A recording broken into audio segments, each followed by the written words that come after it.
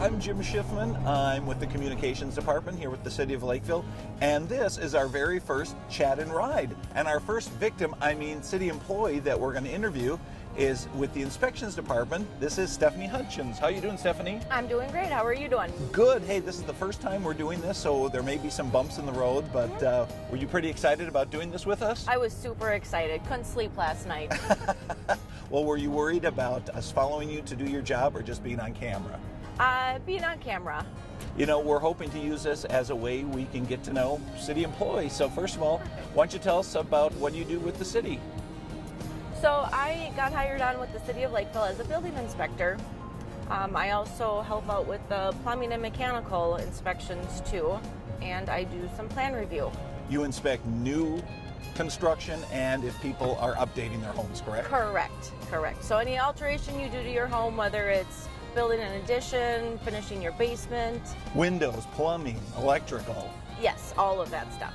Cool. But not electrical. We don't do electrical. We have a separate electrical inspector for that. Nice. What is your favorite part of the job? I think that is interacting with the residents. I love talking to people. I was a server and bartender before this, so I love talking to people. Whether it's them telling me about their day or them asking me questions. What about this? What about that? So as you inspect the plumbing, then you can set up for, like a couple rounds then? Yes. Yep. I kind of like that idea. Now, my next question is, when you meet with, because sometimes you meet with contractors too, right? Yes. What is something that you want the contractor or the citizen to know when you get there? Should they be nervous about you coming there? Oh, they should be super nervous. No. Suppose you come in there with a ruler going, okay, I'm going to check things out here now. Iron fist. So what we're here for is to basically ensure the health, safety, and welfare of our residents and businesses.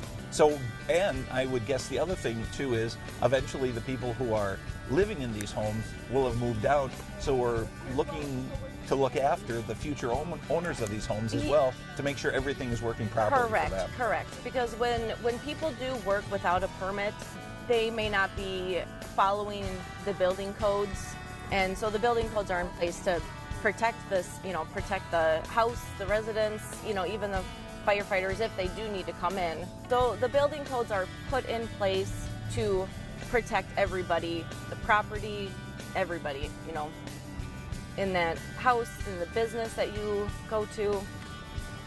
Nice. Now, I'm going to ask you a personal question now. I understand that your father had done this for a living, or did he do it for a long period, short period? Tell me a little bit about it. He did it for a long period. He actually started out in the City of Lakeville when he was, 30 years old or something like that, or might have been a little bit younger. But he just retired from the City of Prior Lake. He was the building official over there for 21, 22, I'm not sure, something like that. Lots of years, and he just retired a couple weeks ago.